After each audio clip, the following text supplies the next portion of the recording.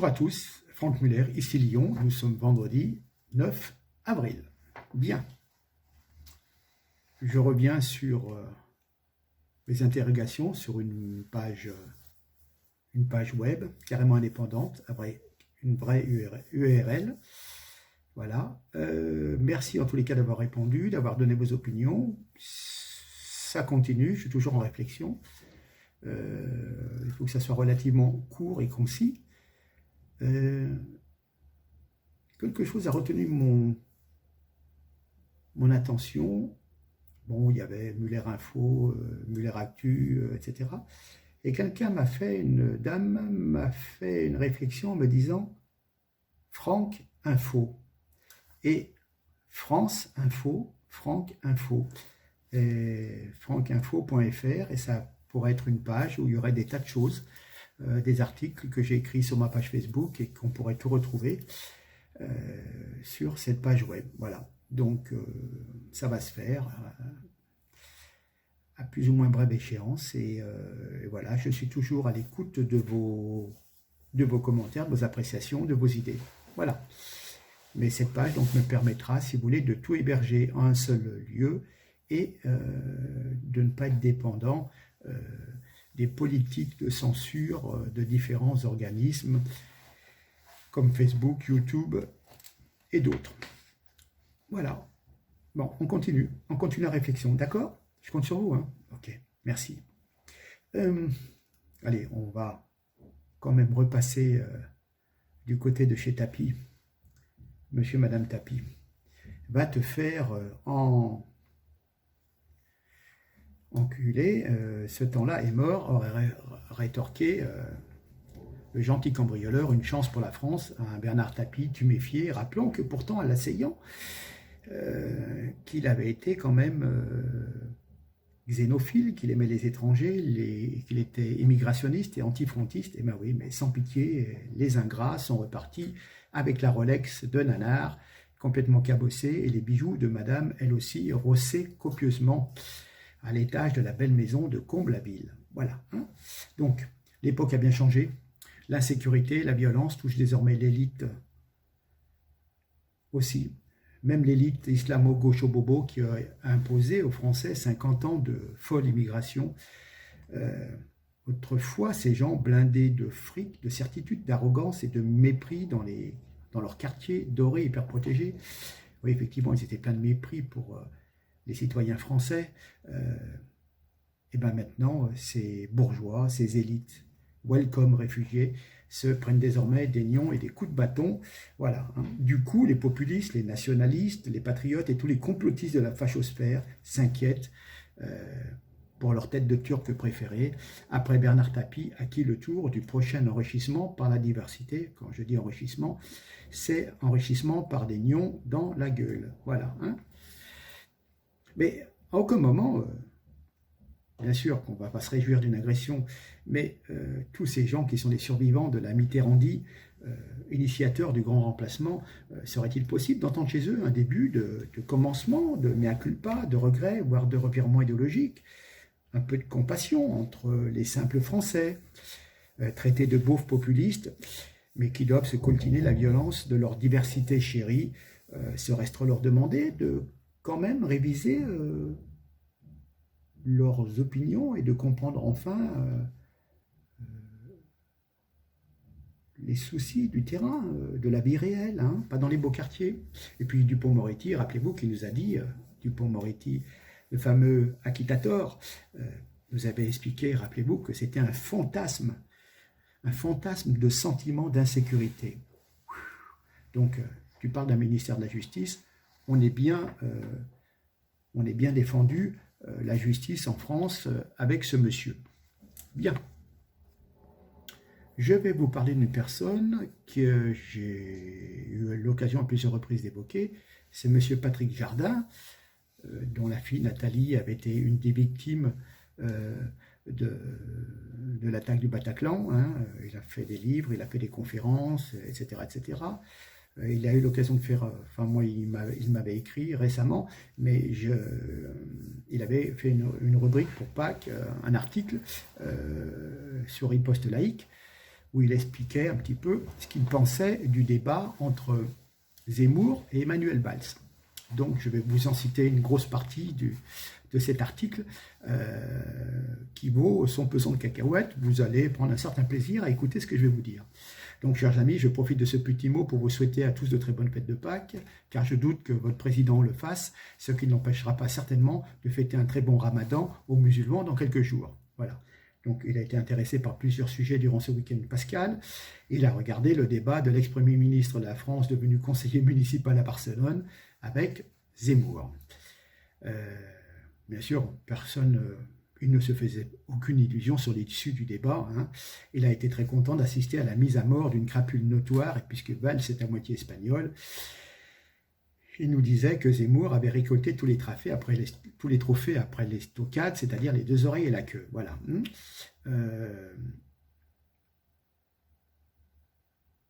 Bien entendu, il trouve Valls comme un caméléon de la politique. Beaucoup de politiques d'ailleurs font comme lui, et bon, au gré du vent, à droite ou à gauche.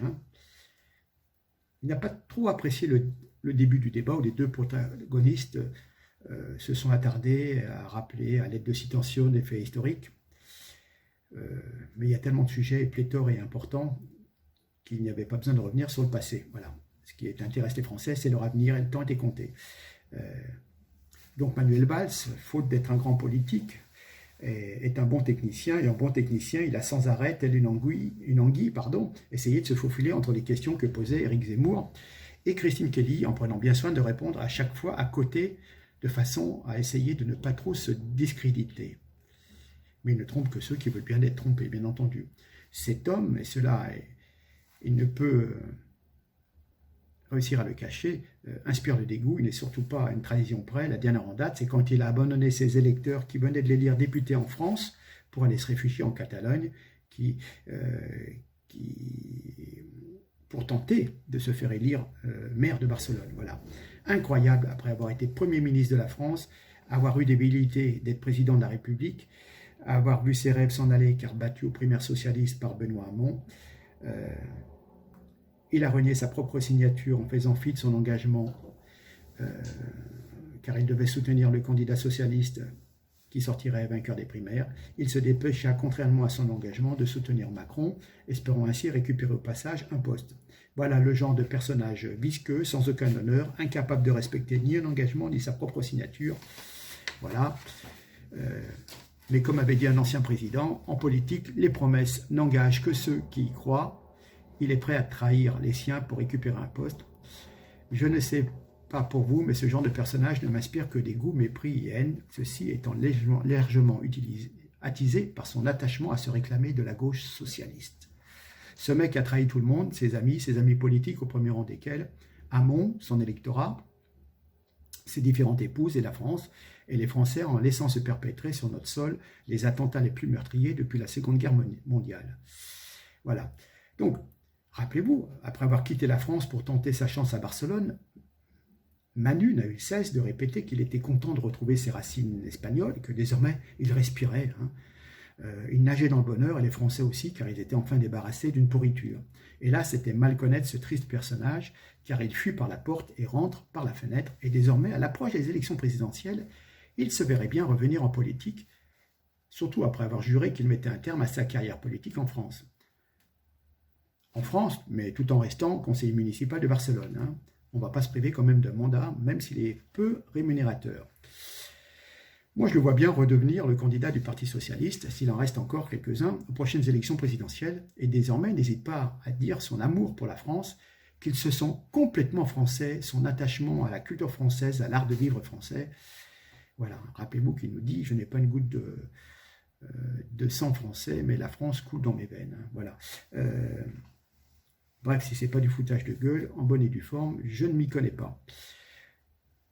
Ce mec est une escroquerie. Il se revendique être fils d'une famille modeste, et au contraire, c'est une famille très connue à Barcelone, de commerçants, d'industriels très riches. N'oublions pas que son grand-père a fondé sa propre banque à Barcelone. Voilà. Alors évidemment, sur le débat, pressé qu'il était par Éric Zemmour, il a fini par reconnaître quand même qu'il y avait un problème avec l'islam et l'immigration. Il a toutefois essayé de mettre en doute les chiffres énoncés par Zemmour. il s'est fourvoyé et a fini par reconnaître quand même que la population immigrée représentait désormais 10% de la population française, mais n'a jamais voulu reconnaître le grand remplacement, ni sa grande responsabilité à lui aussi dans la situation actuelle. Pour info, De Gaulle avait dit justement que lorsqu'une population immigrée dépassait 8%, cela devenait très dangereux. Et maintenant, nous sommes à 10% et on serait même plutôt à 12% si on a le courage de rajouter tous les sans-papiers et les clandestins. Voilà. Par contre, il nous a sorti l'islam est compatible avec la République française, oui. Voilà.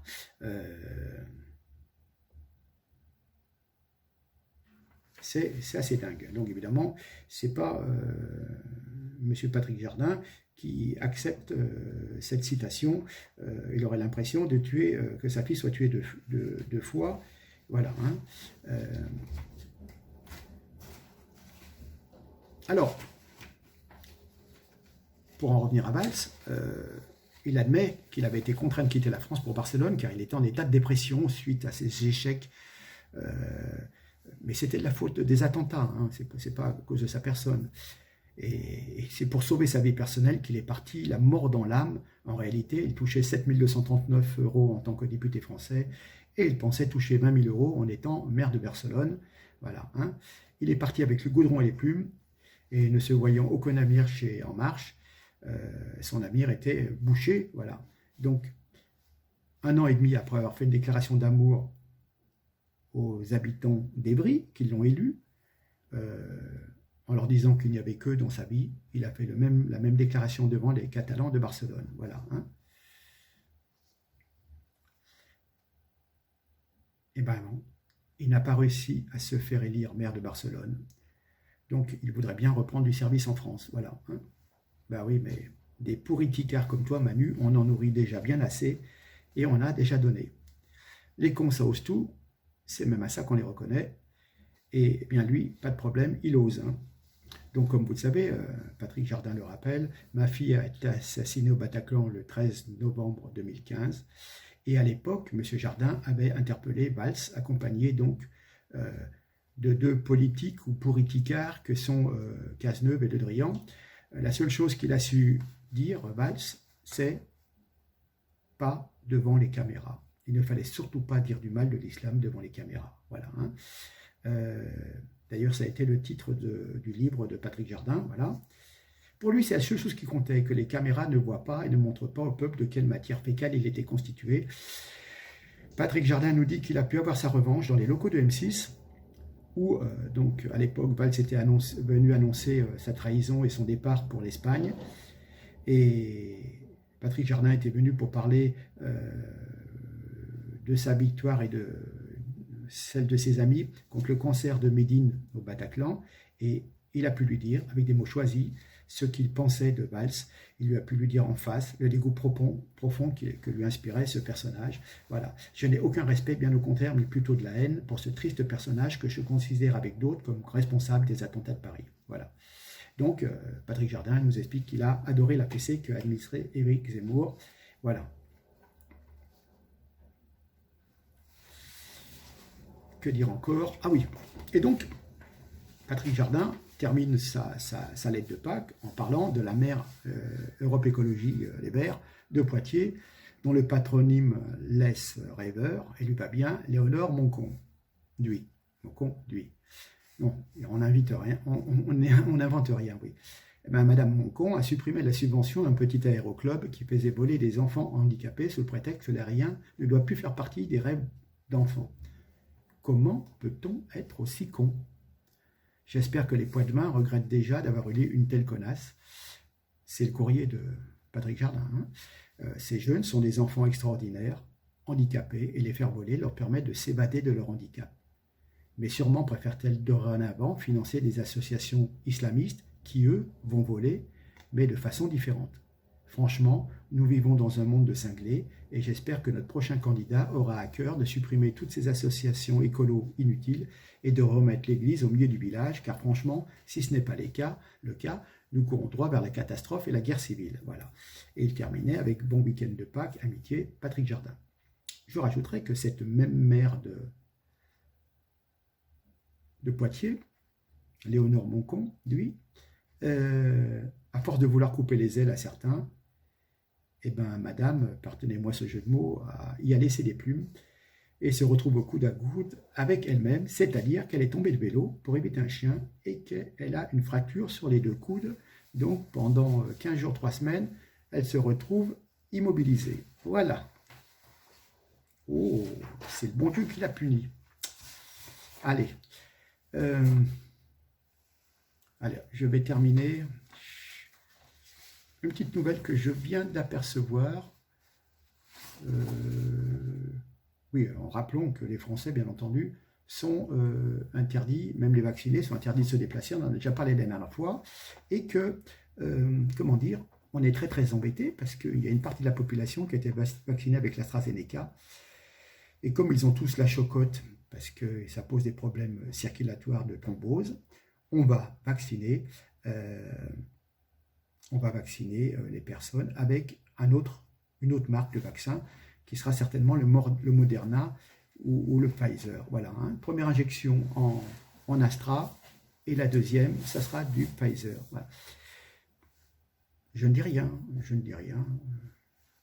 Je ne voyais pas la science des vaccins sous cette forme, avec des formules qui sont quand même différentes, mais bon, ce sont des savants, nous leur faisons confiance, hein, on leur fait absolument confiance dans la direction du pays. Depuis un an, grâce aux efforts du gouvernement, tout se passe très très très bien en France.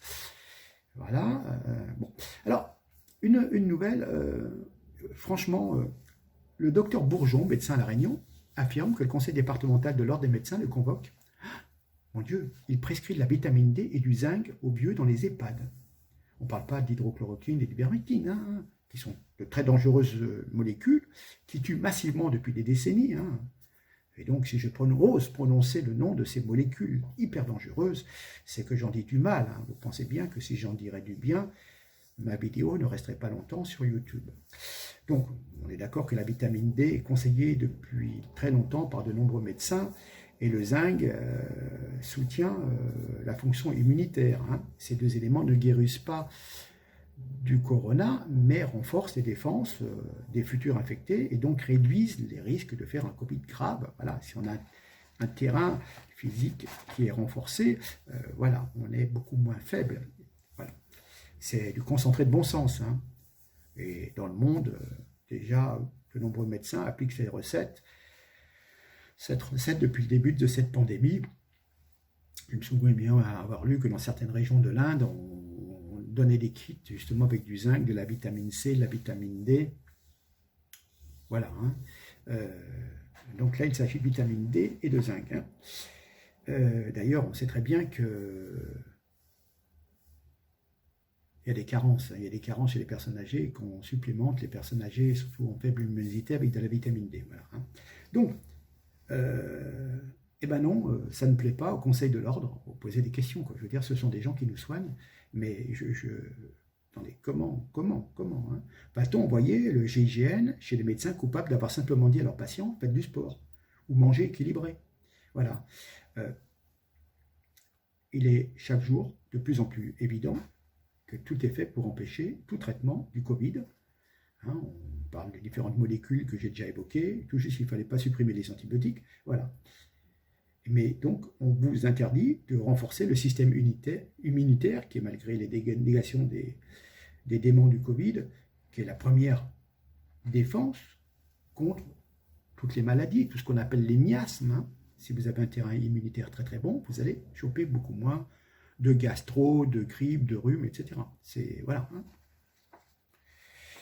Mais non, c'est pas une erreur, hein. C'est pas une erreur, voilà. Donc, il y a certains vieux schnocks, hein, retraités, qui siègent au Conseil de l'Ordre et qui étaient de mauvaise humeur le jour où ils ont convoqué le docteur Bourgeon, peut-être parce que c'est le climat de la Réunion, de l'île de la Réunion, qui facilite les excès colériques. Mais enfin, ils n'ont pas été très très contents, et donc ils l'ont convoqué pour le sermonner, parce qu'il a osé prescrire de la vitamine D et du zinc. Voilà.